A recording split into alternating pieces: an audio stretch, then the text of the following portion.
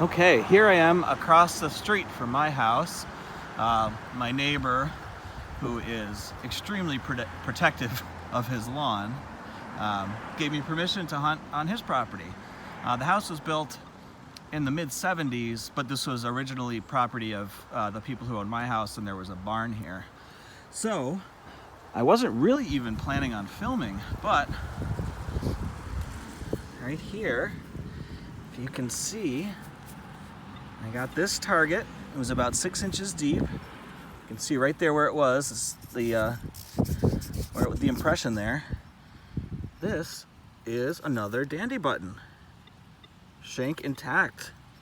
Comback dandy button. That's 1790s or right around 1800. Amazing.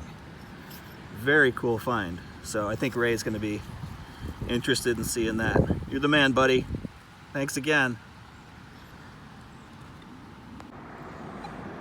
So we're doing some more digging in Ray's yard across the street from mine. I'm right next to the sidewalk here, which is right next to the road, which is fairly busy, so I apologize for the noise. But first hole, 5 pesos. 5 pesos. I don't see a year on it yet, but I'm sure I can find that. Anyway, Mexican coin in Vermont. Go figure. Cool find though. Let's keep going. Okay, so I just dug a 1966 memorial penny at some crazy depth. I mean, whatever that is, 10, 12 inches for a memorial. So that's not great news. It means the older stuff might be beyond the range of my machine, but we're gonna keep going. Let's see if we can find anything else. Okay, next target. Found a pretty greened up Canadian penny. Looks like it says 1988.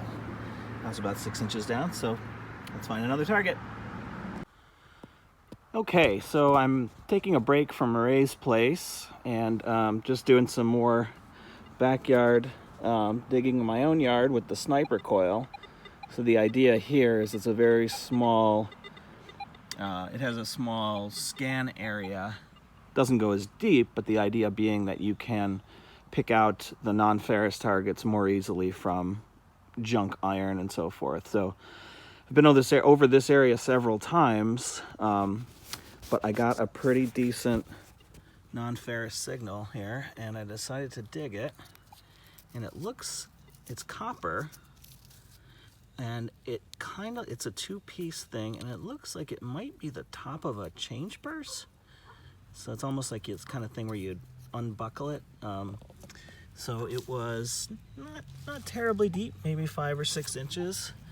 I'm not sure. That's just a rock. I'm not sure if there's anything else in the hole. I'm not getting any signals with the pinpointer, but I'm gonna check a little bit deeper just in case that is in fact a coin purse top and there were coins in it. All right, if I find anything cool, I will show you. All right. Okay, here I am in a city park in a town not too far from where I live. And first hole here, found a 1965 dime.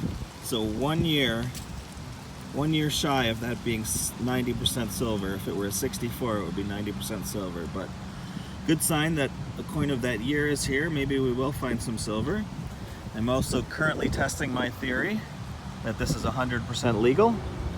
The two gentlemen in the car over there have not yet come to talk to me, so I think I'm clear. All right, let's find another target. Okay, in just a few inches, maybe 12 inches from that first hole, a 91 came up.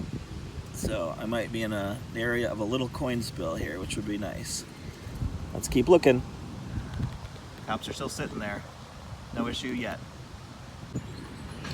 Okay, since we last spoke, I've dug several zinc pennies, including this macerated beauty from I think 1989 or 87. Came out of this hole.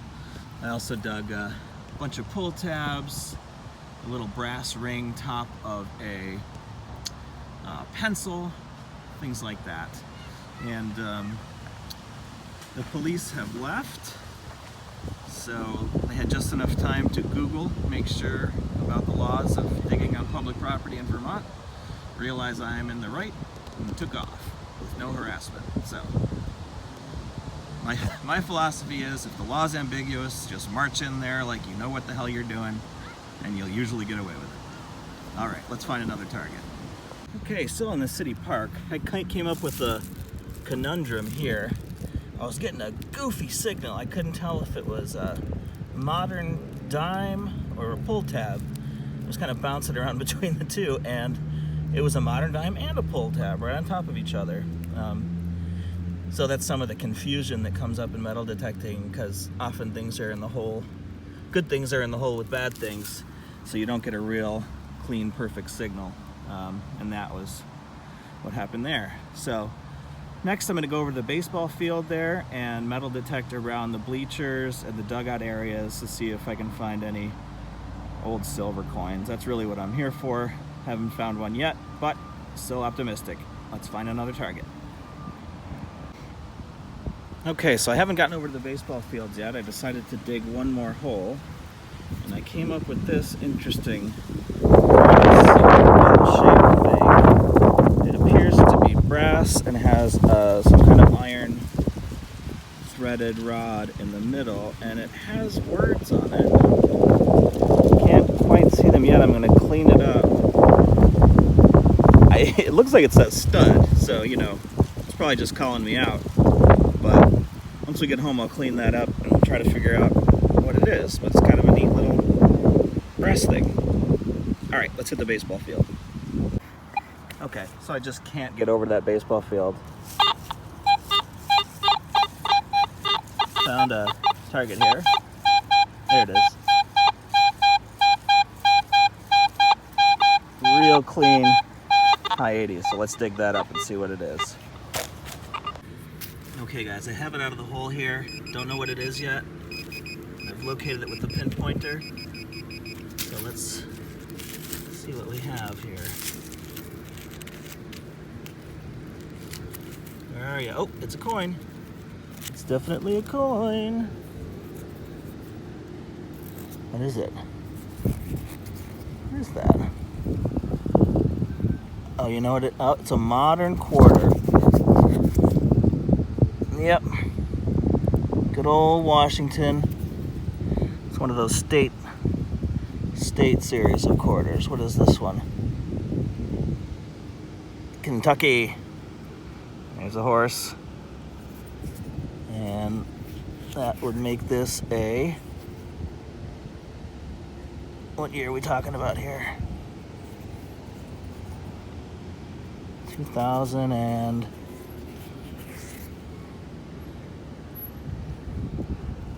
2001, it looks like. All right. Nice signal. It was pretty shallow, probably about 2 inches. What the heck? Always fun to dig a coin, even if it's only worth a quarter. Okay, I did make it over here to the baseball diamond. So far I've found another modern quarter and lots of junk, and here's a nice representation of that. I guess it was Miller time for somebody. I'm getting hungry, and I am just down the street from Al's French Fries. If any of you guys know about Al's. They're not sponsoring this video, but they could. What do you think, Al? Anyway, there's a cheeseburger over there calling my name. So I'll probably be back tomorrow, as there's a lot more land to cover. Finding coins old enough to be, you know, would have been in the same pocket with silver dimes, silver quarters, silver half dollars, things like that. So I'm still confident that I might find something like that here. So I will be back. Okay. Okay, so as I'm walking away from the baseball field here, I come across that. So yeah, I'm doing all this work to dig up modern coins, and all I had to do was come over here and look down. Oh well, I'm gonna find silver. I know I will. There's treasure in the ground everywhere, guys. You just have to look for it. Okay, I'm really leaving now. Time to move a couple steps closer to diabetes. Oh yeah. Okay, here we are back in the city park. It's the next morning. We're at the big old search coil, a 13-incher this time, so only have about an hour to hunt, but I'm gonna go towards the back of the park, in sort of an older looking area, which might have some of those deep silvers. So let's find a target. Okay, so far I've dug about a half a dozen bottle caps. They've been tricky, not too grungy around the edges, but this one,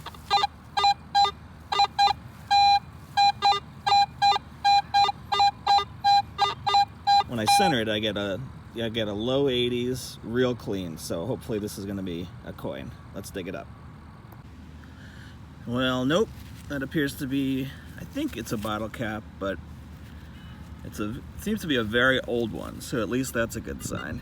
It was about 6 inches. So let's find another target. Okay, at least not a bottle cap this time. Got an iron ring, about 2 inches in diameter.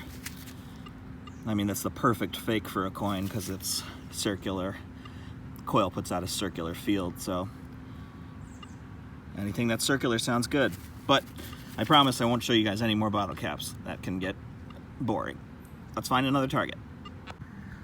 Okay, my friends, the perseverance has paid off. I almost didn't dig this hole because it had a weird choppy signal, but it kept throwing a 92, 93 in there once in a while. So I was like, God, you know, it might be silver. So I dug down and I found this piece of wire and I was like, damn it, fooled again.